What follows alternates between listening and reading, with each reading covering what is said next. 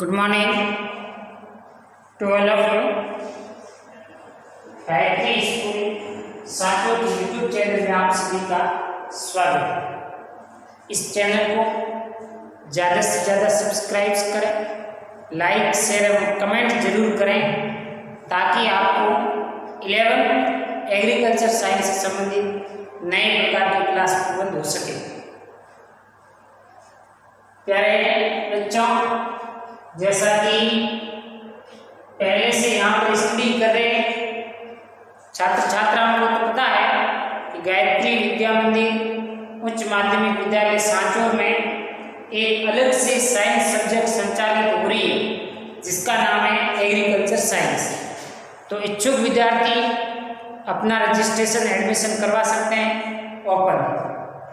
और बालिकाओं की 10th क्लास में 60% या 60% से ऊपर होने पर कृषि मंत्रालय के द्वारा 5,000 रुपये की छात्रवृत्ति प्रोत्साहन के रूप में दी जाती है। तो आप अपना एडमिशन है वो विद्यालय आकर के एडमिशन करवा सकते हैं। Okay, thank you. आज का अपना टॉपिक है साइटोलॉजी।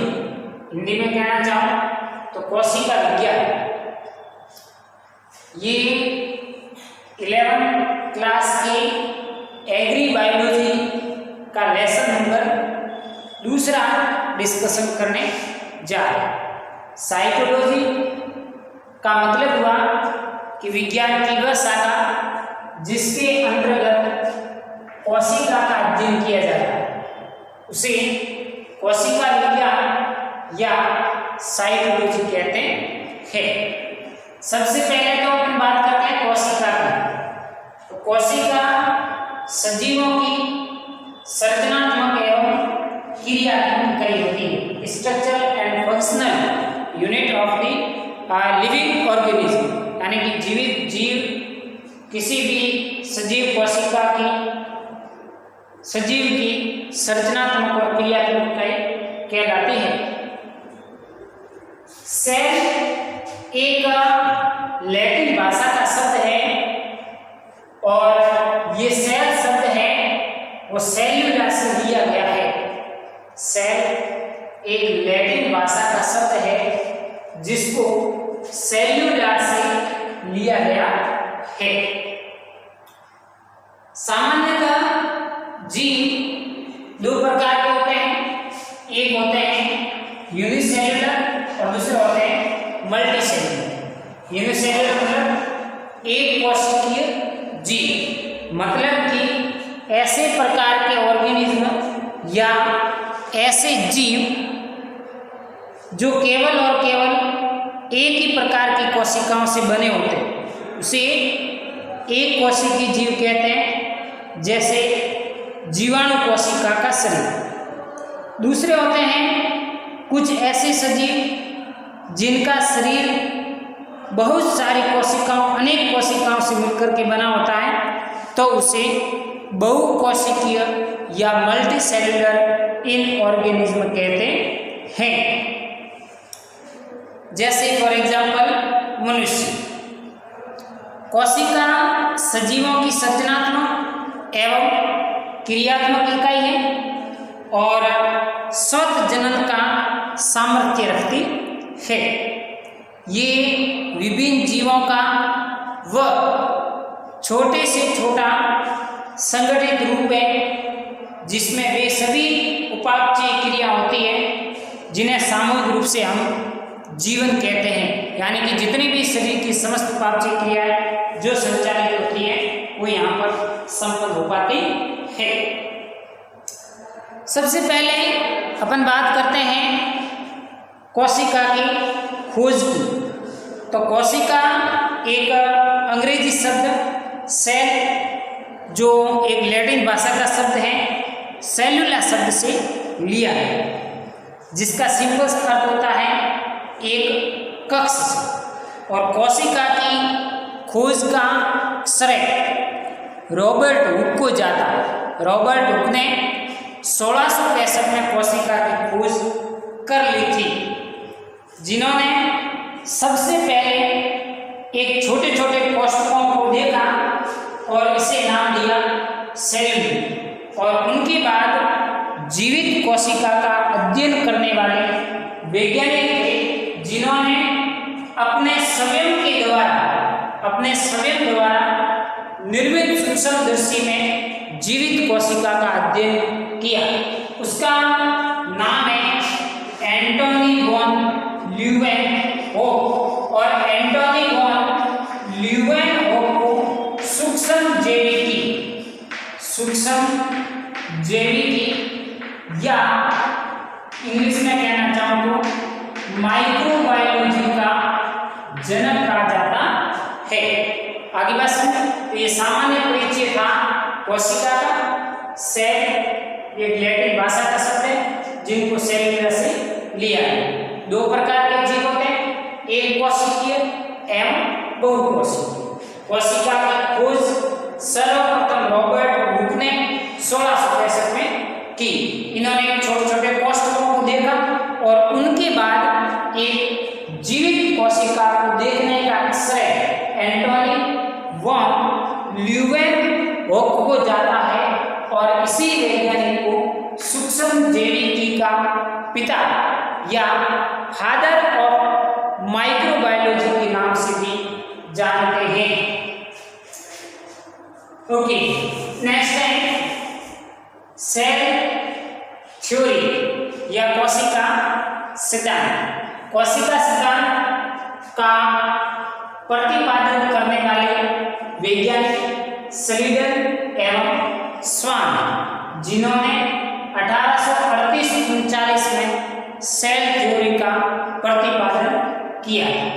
उसके बाद एक वैज्ञानिक आए 1885 में, जिसका नाम है रुडोल्फ विर्चोव। और एक 1886 में वैज्ञानिक जिसका नाम है नगेल। इन्होंने मॉडर्न सेल थ्योरी का सिद्धांत प्रतिपादित किया, यानी कि आधुनिक कोशिका सिद्धांत को प्रतिपादित करने का श्रेय मोस्ट इंपोर्टेंट रुडोल्फ विर्चोव को जाता है। कि सर कोशिका सिद्धांत क्या है, इसके क्या बिंदु हम लिख सकते हैं, तो इनके बारे में भी चर्चा करेंगे। एक पादप वैज्ञानिक स्लीडन, जंतु वैज्ञानिक स्वान 1838-39 में अपनी खोज के आधार पर सामूहिक निष्कर्ष निकाला और पादप जंतुओं के शरीर की कोशिकाओं एवं उनके उत्पादों से बना। यानी स्लीडन और स्वान का कहने का क्या मतलब है कि सभी जीवों का शरीर, चाहे वो पादप कोशिका है चाहे वो जंतु कोशिका, सभी का शरीर एक या अनेक कोशिकाओं से मिलकर के बना होता है। और उनके जो उत्पाद होते हैं, उनसे बनने वाले प्रोडक्ट होते हैं, उन प्रोडक्ट से इनका शरीर का निर्माण होता है। इसे इन्होंने सेल थ्योरी, कोशिका सिद्धांत नाम दिया। उसके बाद कोशिका सिद्धांत की उत्पत्ति को ये लोग नहीं समझा सके। उनके बाद सन 1855 में रुडोल्फ विर्चोव ने एक आधुनिक कोशिका सिद्धांत को प्रतिपादित किया। तो सबसे पहले कोशिका सिद्धांत के आप बिंदु लिखें तो पहला ये कि कोशिका सजीव की सर्जनात्मक एवं क्रियात्मक इकाई है। कोशिका सिद्धांत का पहला बिंदु, कोशिका सजीवों की सर्जनात्मक एवं क्रियात्मक इकाई होती है। दूसरा, सजीवों का शरीर एक या अनेक कोशिका है, मतलब कोई भी जीव है, ये किसके अनुसार है, स्लीडन और स्वान के अनुसार, कि कोई भी जीव चाहे पादप कोशिका हो चाहे जंतु कोशिका हो, उनका शरीर या तो एक ही प्रकार की कोशिकाओं से बना हुआ है या फिर अनेक कोशिका मिलकर के उस जीव के शरीर का निर्माण करती है और उनसे बने उत्पादों से उनका निर्माण होता है। तीसरा, कोशिका आनुवंशिक की इकाई। Unit of the genetics, unit of the genetics यानी कि आनुवंशिकी की इकाई।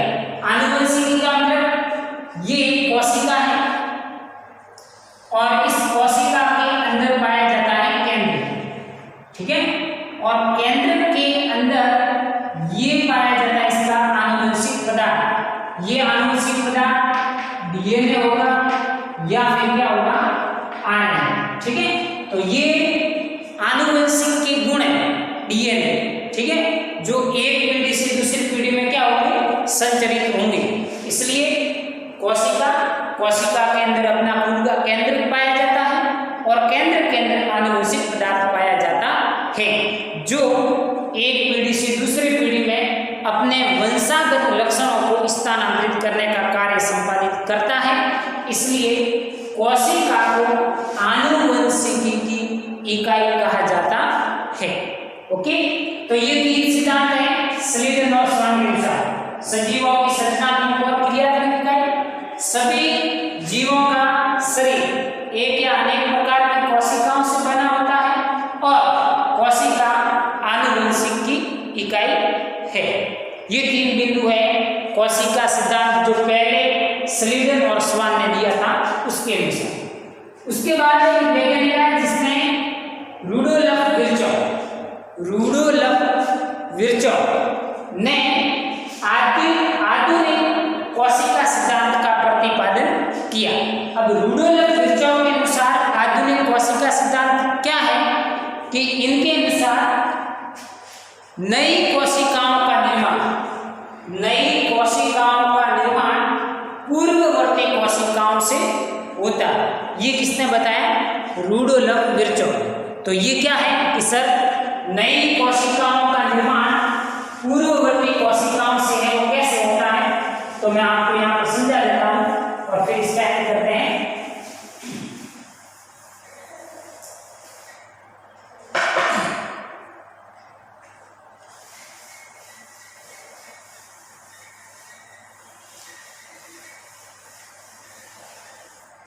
नई कोशिकाओं का निर्माण पूर्ववर्ती कोशिकाओं से होता है। ये एक नरजनक और मादाजनक, इनसे बनते हैं, यहाँ से बनेगा नर युग्म और यहाँ पर ये बनता है मादा युग्म। अब ये मादा से आया, ये नर से आया, इन दोनों का आपस में होगा संलयन और संलयन की क्रिया के दौरान ये हो जाता है निषेचन। मतलब कि 2n कोशिका बनी और ये 2n कोशिका कौन सी है भाई, युग्मज या इंग्लिश में कहना चाहे तो जाइगोट। कौन सी कोशिका है, जाइगोट। तो ये जाइगोट बना, 2n जाइगोट बना, तो इस 2n जाइगोट में कुछ लक्षण नर के और कुछ लक्षण मादा के। अब इस जाइगोट से क्या बनेगा, भ्रूण बनेगा और एक नया जीव निर्मित होगा। तो रुडोल्फ विर्चोव क्या कहता है कि नई कोशिकाओं का निर्माण पूर्ववर्ती कोशिकाओं से होता है, प्री एग्जिस्टिंग सेल। तो अब ये जो भ्रूण और एक नया जीव बना, इसमें पूर्व के लक्षण यानी कि अपनी जो जनक कोशिका नर एवं मादा जनक कोशिका उनसे इनके लक्षण इसके अंदर क्या हो गए, समाहित हो गए। तो ये है कि नई कोशिकाओं का निर्माण पूर्ववर्ती कोशिकाओं से इस प्रकार से होता है। ठीक है, ये सभी प्रकार के प्रोकैरियोटिक एवं यूकैरियोटिक जीवों पर ये अप्लाई होता है। लेकिन एक एक्सेप्शन है, कोशिका सिद्धांत का अपवाद कि जो मैंने बिंदु बताया इन बिंदुओं का पालन नहीं करता। कौन, विषाणु या वायरस। विषाणु या वायरस कोशिका सिद्धांत का पालन नहीं करता है। क्यों नहीं करता है, इसके कारण मैं आपको बता देता हूँ। तो कोशिका सिद्धांत का एक्सेप्शन अपवाद है, वो है विषाणु कोशिका। और विषाणु कोशिका सिद्धांत का पालन क्यों नहीं करती है, क्योंकि इसमें स्वतंत्र विभाजन की क्षमता नहीं पाई जाती, अपने आप स्वयं विभाजित होने में असमर्थ है। इसके लिए यदि इस विषाणु कोशिका को क्या करना है, विभाजन करना है, तो परपोषी कोशिका की जरूरत पड़ेगी, पहला।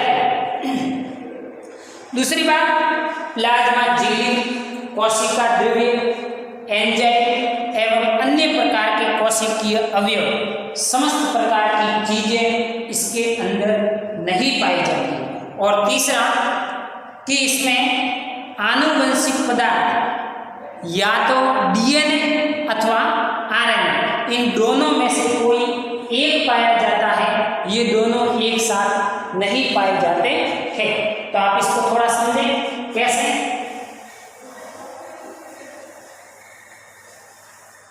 कि वायरस, ये कोई वायरस का कण है, ठीक है, विषाणु कण, ये विषाणु कण है, तो इस विषाणु कण को मल्टीप्लिकेशन करना तो स्वयं मल्टीप्लाई नहीं हो सकता। क्यों? क्योंकि स्वतंत्र विभाजन की कैपेसिटी इसमें नहीं पाई जाती।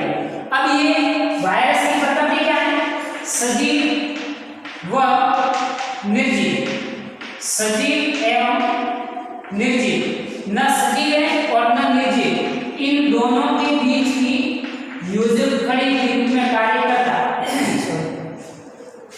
न सजीव है और न निर्जीव। निर्जीव तो कब है, जब परपोषी कोशिका के बाद, ये कोई परपोषी कोशिका है, ठीक है, परपोषी कोशिका, परपोषी कोशिका इसके लिए पादप हो सकती है, परपोषी कोशिका जंतु हो सकती है, कोई जरूरी नहीं कि कोई भी हो। तो जैसे ही विषाणु कण इस कोशिका को संक्रमित करेगा, तब जैसे ही इस परपोषी कोशिका के अंदर वायरस चला जाता है, तब तो ये विभाजन करेगा, इनकी अंतर वस्तुओं का उपयोग करेगा और अपनी संख्या में क्या करेगा, बढ़ोतरी करेगा, यानी कि जनन करेगा। क्या करेगा? जनन करेगा। तो जब विषाणु इस परपोषी कोशिका के अंदर, तब तो क्या है, सजीव, और जब ये परपोषी कोशिका नहीं मिलती है, तब आप कैसा है, निर्जीव। इसलिए वायरस सजीव एवं निर्जीव दोनों के बीच की योजक कड़ी माना जाता है। और सामान्यतः इस वायरस में आनुवंशिक पदार्थ या तो डीएनए होगा अथवा आरएनए, ये दोनों एक साथ वायरस में मौजूद कभी नहीं होंगे। डीएनए है तो आरएनए नहीं होगा, आरएनए है तो डीएनए नहीं होगा। इसलिए मैंने कहा कि वायरस में डीएनए अथवा आरएनए दोनों में से कोई एक आनुवंशिक पदार्थ मौजूद होता है, इसलिए ये कोशिका सिद्धांत का पालन नहीं करता। Okay, thank you.